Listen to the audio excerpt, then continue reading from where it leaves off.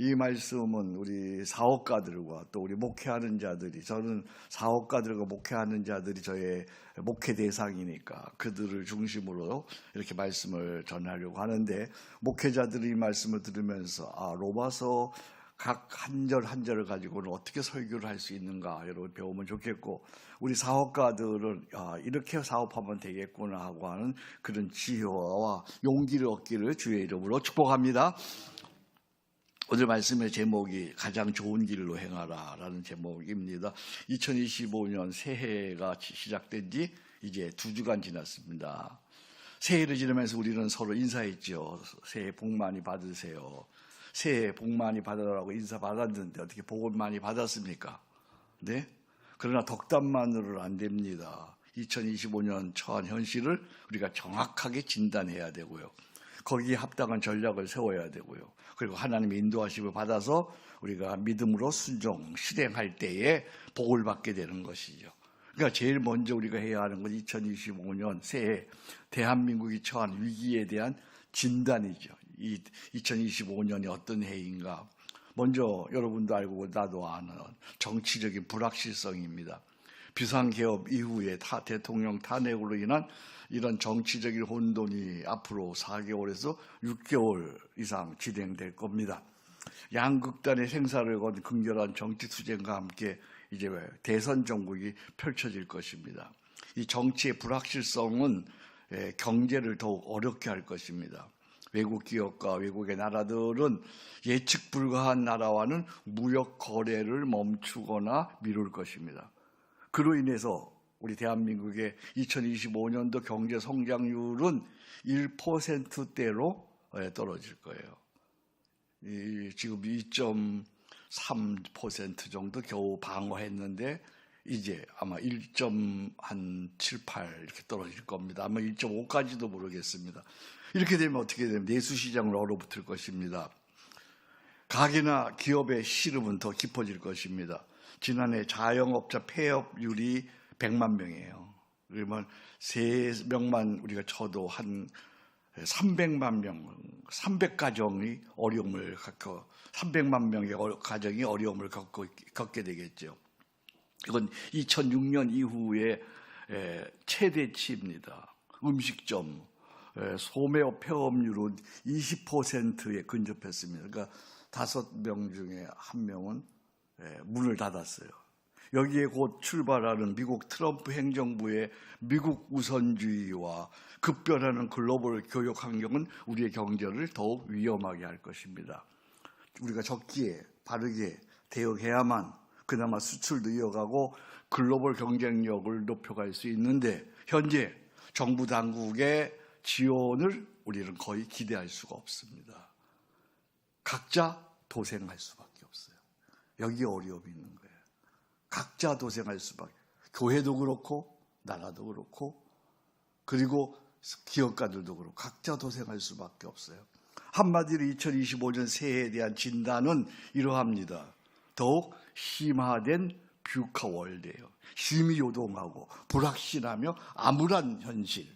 그것이 2025년이 우리가 바로 바라보는 현재입니다. 이런 복잡한, 모호한, 불확실한 이런 시대 속에서 나는 어떤 전략으로 목회할 거냐, 나는 어떤 전략으로 기업을 할 것인가. 각자의 능력과 실력에 따라 대략 3가지 전략이 있을 수 있어요. 첫째는 진취적인 전략이에요.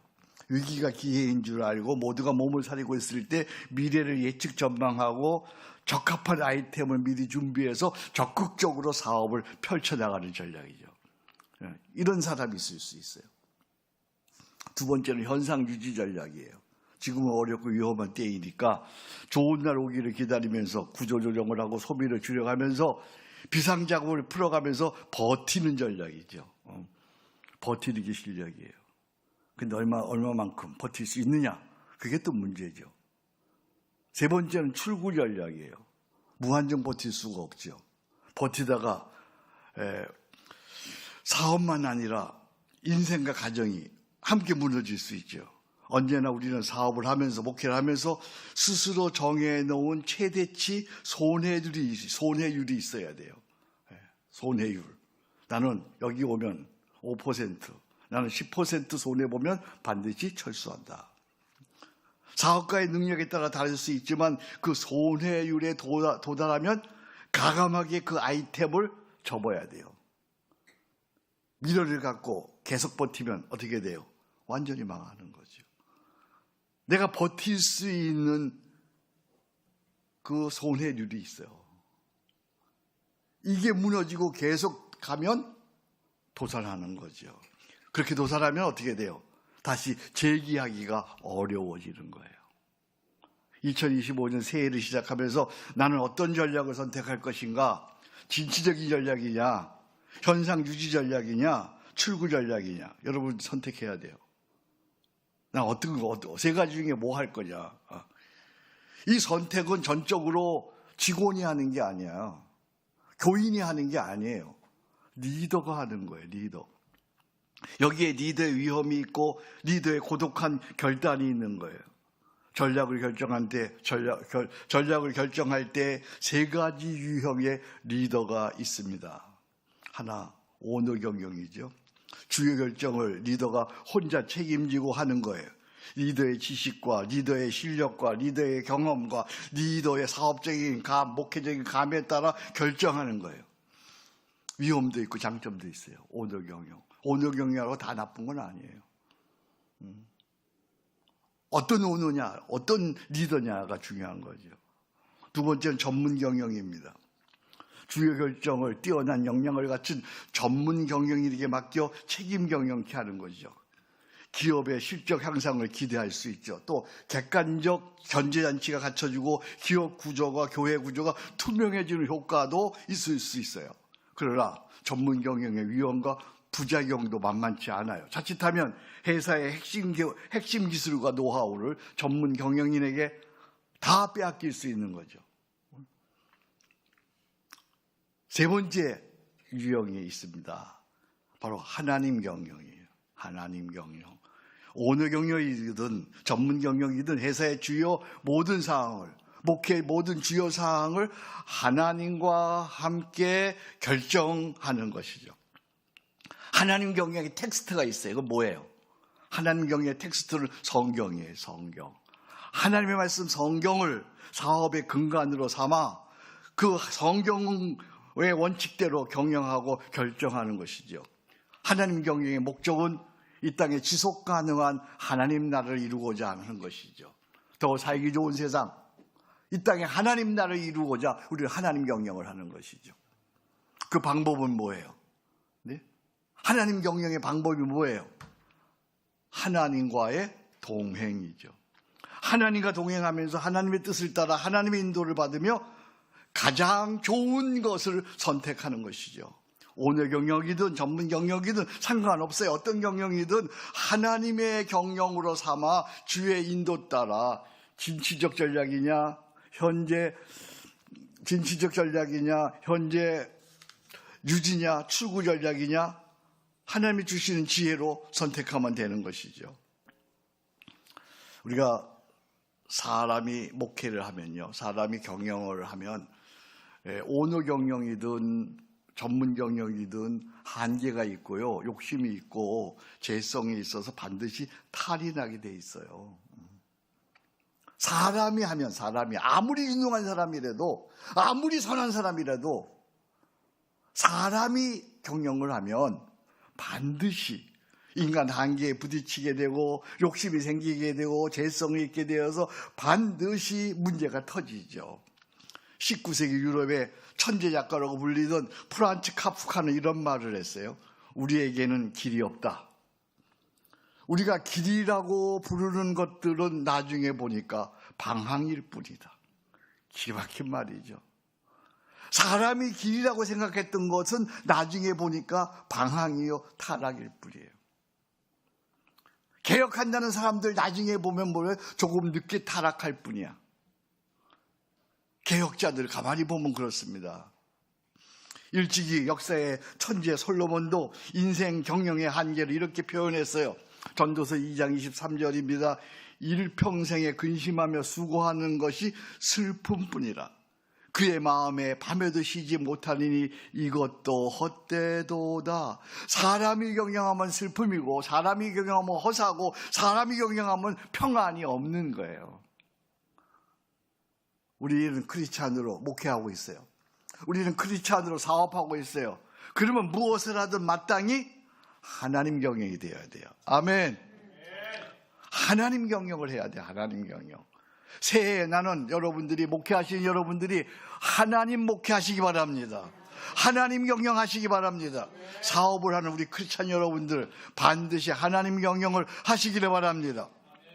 하나님 경영을 진실하게 하는 자에게 하나님께서는 시대의 길을 보여주시고 가장 좋은 길로 인도하시죠.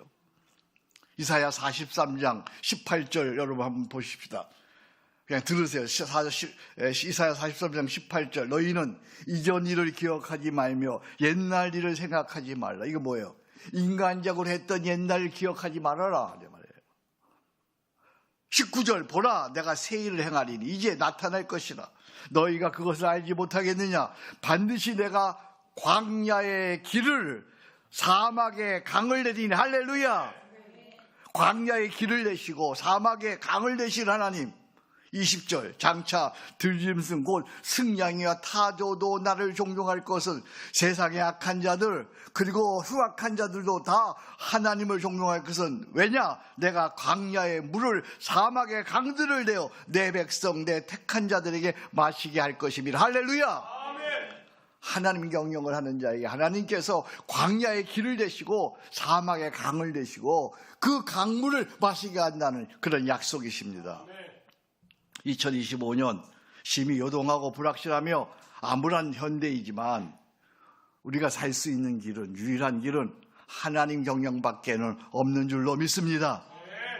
2025년 새해 우리 모두 다시 한번 하나님 경영을 원년으로 삼고 하나님과 동행함으로 뷰카월드, 이 광야에 길이 나고 사막에 강이 되어지는 그런 풍성과 승리를 맛보기를 주의 이름으로 축복합니다. 하나님이 우리와 함께 하시니 모든 일은 잘 될 것입니다. 오른손 드시기 바랍니다. 하나님이 우리와 함께 하시니 여러분들은 모든 일은 잘 되리라. 믿음으로 고백해야 돼요. 하나님이 우리와 함께 하시니, 하나님은 우리와 함께 하시니, 아멘. 우리가 하나님과 동행하면 모든 일은 잘 될 것입니다. 우리가 하나님과 동행하면, 아멘. 상황 보지 마시고 우리가 정확하게 진단을 해야 돼요. 그러나 그런 진단 속에서 하나님과 동행하는 우리 모두가 되기를 주의 이름으로 축복합니다. 아멘. 오늘 본문으로 돌아갑니다. 바울 사도의 소원은 당대 제국인 로마에 가서 복음을 전하고 복음으로 로마 교회를 든든히 세워서 온 땅에 복음을 전파하는 것이었습니다. 그는 간절히 당장 로마에 가기를 원했어요. 그런 거로 그를 로마로 직행할 수 있었어요. 그러나 그는 그러지 않았어요. 그는 자기 뜻이 아니라 먼저 주의 뜻을 물었어요. 주께서 길을 열어주실 것을 기다렸어요. 그것이 가장 좋은 길임을 그는 알고 믿었기 때문에 그래요. 내가 가지 않았어요. 하나님께서 길 열어주실 것을 기다렸어요. 가장 좋은 길을 그는 기다리고 구했어요. 여러분도 올해 이렇게 어려운 세상이 요동하고 암울하고 불확실한 세상에서 가장 좋은 길을 원하시면 큰 소리로 아멘. 가장 좋은 길을 가기를 원한다면 세 가지 믿음의 원칙을 가지시기 바랍니다. 자, 교환 보시기 바랍니다. 세 가지 믿음의 원칙. 첫째, 자녀에게 언제든 좋은 것을 주시는 하나님을 신뢰하라. 트러스트. 하나님을 신뢰하라. 우리 하나님 참 좋으신 하나님 아버지이신 줄로 믿습니다. 여러분도 그렇게 믿습니까? 우리 하나님은 참 좋으신 하나님 아버지이십니다. 얼마만큼 좋으신 하나님인가 하면 바울 사도는 이렇게 표현합니다. 로마서 8장 32절입니다. 자기 아들을 아끼지 아니하시고 우리 모든 사람을 위하여 내어주신 이가 어찌 그 아들과 함께, 그 다음 구절 보세요, 모든 것을 우리에게 주시지 아니하겠느냐. 할렐루야. 자기 아들을 주시기까지 하신 분이 모든 좋은 것을 구하는 자에게 주시지 않겠느냐. 이를 우리 주님은 더욱더 확실하게 표현합니다.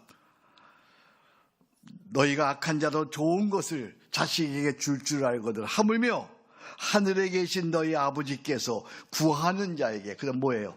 좋은 것을 주시지 않겠느냐. 아멘. 정말 우리가 하나님 아버지에게 구하면, 하나님을 의지하고 하나님을 신뢰하고 좋으신 하나님으로 믿고 그분에게 구하면 하나님께서 좋은 것을 주시는 하나님이신 줄로 믿습니다. 하나님을 더욱 의지하시기 바랍니다. 하나님께 구하시기 바랍니다. 하나님께서 가장 좋은 것을 주십니다. 가장 좋은 길로 인도하십니다. 두 번째, 무엇이든 길 되시는 그리스도 주님께, 예수께 아뢰라. 무엇이든 길 되시는 그리스도 예수께 아뢰라. 여러분 다 자식들 키워보죠. 자식들 여러분 이제 장성했을 거예요. 자식을 키워보면 그들이 장성해서 아버지를 대하는 태도가 두 유형이에요. 장성했는데도 아버지를 기히 여기고 아버지를 존중하며 무엇이든지 아버지와 대화하고 아버지에게 조언을 구하는 그런 자식이 있어요. 이런 자식이라면 아버지는 그에게 모든 좋은 것을 다 줘. 그죠? 그런 자식이라면 아버지를 존중해요. 뭐든지 아버지하고 물어봐요. 대화해요. 아버지에게 조언을 구해요. 그런 자식이라면 좋은 것 안 줄까요? 반면에 뭐든지 아버지에게 묻지 않고 제 마음대로 하는 자식이 있어요. 그렇게 하면 안 된다고 그러면, 조언하면 아버지가 뭘 알아요? 시대가 달라졌어요. 그리고 아버지를 무시해요. 잘못되고 나서 막무가내로 돈 달라 그래요. 그 자식에게는 좋은 것을 줄 수가 없어. 좋은 거 주면 다 잃어버릴 거니까 절대 줄 수 없어. 나는 안 줘. 줄 수 없어.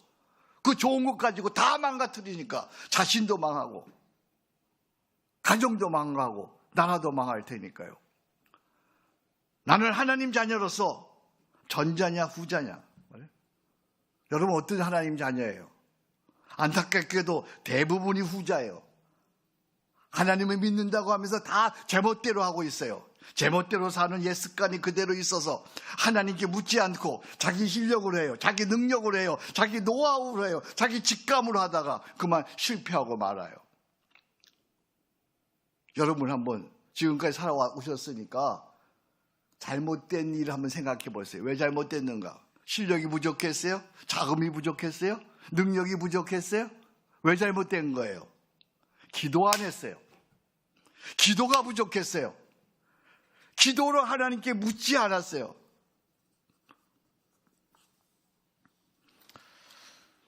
찬송가 중에 이런 찬송가 있어요. 죄짐 맡은 우리 구주 어찌 좋은 친구인지 걱정 근심 무거운 짐 우리 주께 맡기세 주께 고함 없는 고로 복을 얻지 못하네 사람들이 어찌하여 아랠 줄을 모를까. 주께 고함 없는 거로 뭘 받지 못해요? 복을 얻지 못하네. 사람들이 어찌하여 하나님께 아랠 줄을 모를까. 오늘의 본문 사도 바울을 보세요. 9절을 하반기 항상 내 기도에 쉬지 않고 너희를 말하며 10절 어떻게 하든지 이제 하나님의 뜻 안에서 너희에게로 나아갈 좋은 길 얻기를 구하노라. 하나님께 로마로 가는 가장 좋은 길을 구했어요. 이처럼 그리스도 주님께 물으면 주님께서 우리의 길을 가르쳐 주시고 인도해 주시죠. 욥은 극한의 고통 중에 이런 고백을 합니다. 그러나 내가 가는 길을 그가 아시나니. 할렐루야. 내가 가는 길을 하나님이 아시잖아.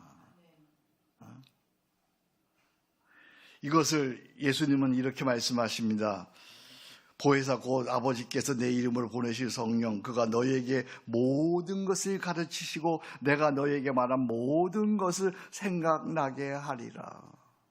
2025년 암울한 이때 아무것도 할 수 없는 어려운 이때에 우리 배운 대로 정시기도 하시고 항시기도 해서 무엇이든지 자주 주님께 묻고 가르침을 받아 하나님의 인도함을 받는 자녀 되기를 주의 이름으로 축복합니다.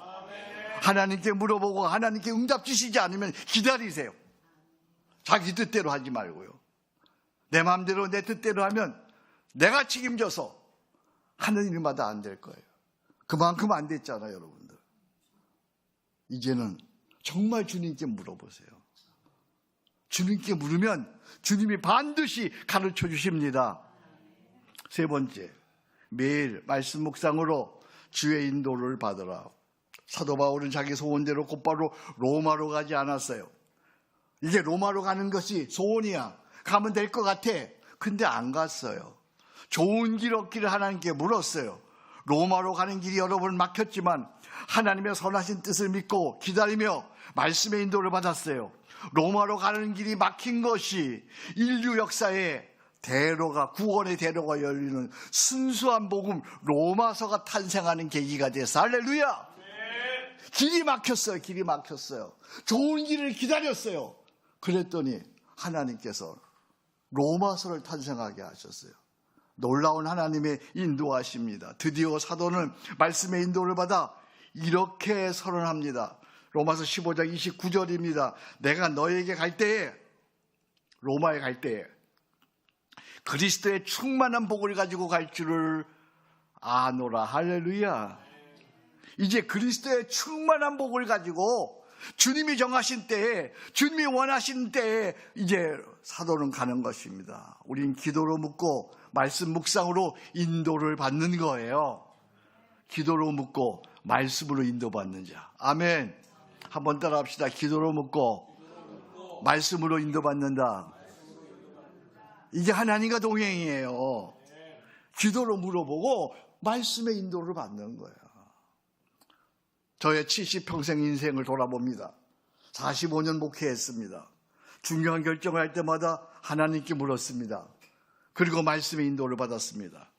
독일 유학 갈 때도 말씀의 인도를 받았습니다. 귀국할 때도 말씀의 인도를 받았습니다. 여호수아서 1장 8절 받았습니다. 서초교회 개척할 때도 말씀의 인도를 받았습니다. 성전 건축할 때도 말씀의 인도를 받았습니다. 은퇴할 때도 말씀의 인도를 받았습니다. 이제는 매일 말씀의 응답을 받고 결정을 합니다. 말씀의 응답을 받으니 평안합니다. 말씀의 응답을 받으니 담대합니다. 말씀의 응답을 받으니 지혜가 생깁니다. 말씀의 응답을 받으니 암울한 시대에 진취적인 전략인지 현상 전략인지 출구 전략인지 지혜롭게 선택하게 됩니다.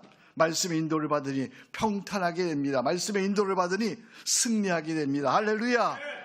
말씀의 인도를 따라 무일푼으로 대한민국 최고 요지 서초구 반포 등의 교회 대지를 마련했어요. 무일푼으로 마련했어요. 말씀의 인도를 받아서. 말씀의 인도를 받아서 건평 1800평의 예배당을, 그렇게 아름답고 귀한 예배당을 건축했어요. 말씀의 인도를 받아 서초교회를 개척했어요. 25년 목회하고 65세 조기 은퇴했어요. 조기 은퇴로 두 가지 환난을 피했어요. 조기 은퇴로 나는 코로나를 피했어요. 조기 은퇴로 나는 레임덕을 피했어요. 할렐루야. 이후에 기인들을 만나서 오늘날까지 사랑과 존경을 받으며 한국교회를 섬기고 있어요. 은혜예요. 은혜. 할렐루야. 내가 한 일이 있다면 난 기도로 하나님께 묻고 말씀의 인도를 받은 거예요. 잠언 3장 5절. 너는 범사에 하나님을 인정하라. 그리하면 내 길을 지도하시리라. 할렐루야. 시편 기자는 말씀의 인도에 관한 놀라운 고백을 합니다. 시편 119편입니다. 주의 말씀은 내 발의 등이요 내 길의 빛이니이다. 아멘. 주의 말씀은 내 발의 등이야. 한 걸음, 등은 멀리 비치지 않았어. 등은 앞부분만 비춰줘.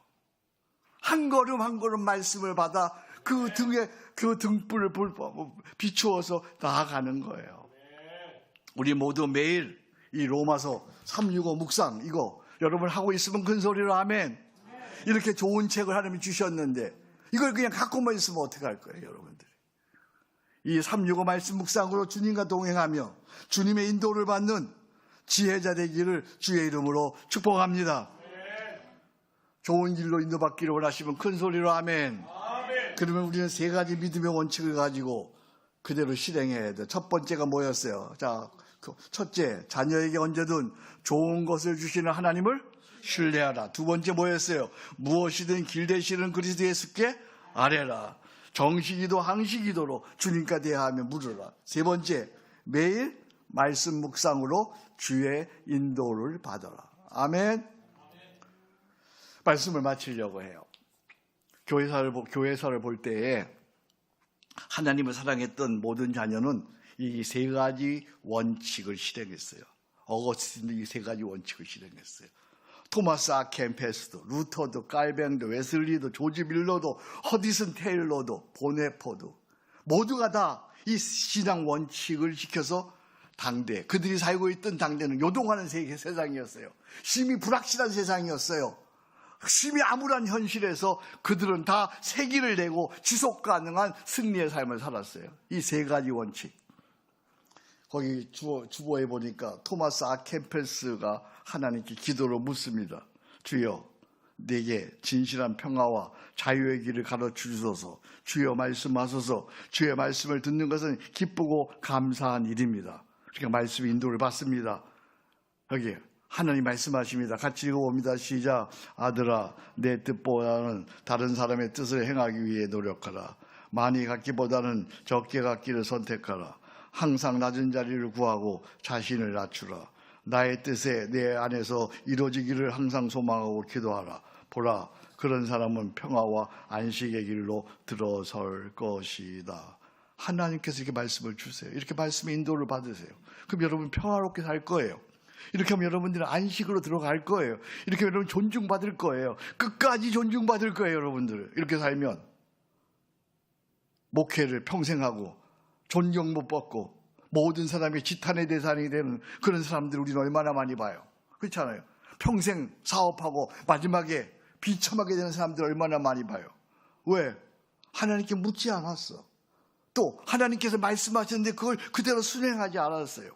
오늘 이 네 가지 원칙 맨 마지막에 이거 여러분들이 그대로 잡으면 정말 승리의 인생, 세상을 이기는 사람들 되어질 줄로 믿습니다. 세 가지 믿음의 원칙 다시 한번 외쳐보고 우리 마치겠습니다. 하나, 자녀에게 언제든 좋은 것을 주시는 하나님을 신뢰하라. 둘, 무엇이든 길 되시는 그리스도 예수께 아뢰라. 셋, 매일 말씀 묵상으로 주의 인도를 받으라. 그렇게 하기를 결단하시면 큰 소리로 아멘. 그렇게 하기를 결단하시고 오른손 들고 아멘. 아멘. 하나님 아버지 감사합니다. 오늘도 저희들을 부르시고 이 어려운 시대, 정말 암울한 시대, 요동하는 시대, 불확실한 시대, 어떻게 사업해야 할지, 어떻게 목회해야 할지 모르는데 우리에게 좋은 길로 인도받는 실제를 가르쳐 주시니 감사합니다. 오늘 이 말씀 세 가지 신앙 원칙을 잘 지켜서 정말 세상이 어떠해도 우리 모두 하나님의 부요하심과 하나님의 풍성하심과 하나님의 선하심과 하나님의 인도하심을 맛보아하는 우리 모두가 되게 하여 주옵소서. 어려운 가운데 우리의 목회를 시작하는 패스 브레이커들에게, 어려운 가운데 사업하는 우리 모든 패스 브레이커 사업가들에게 하나님 이 원칙을 갖고 살 수 있도록 성령님 도와주시고 그대로 순종하게 도와주옵소서. 감사합니다. 예수님의 이름으로 기도합니다. 아멘.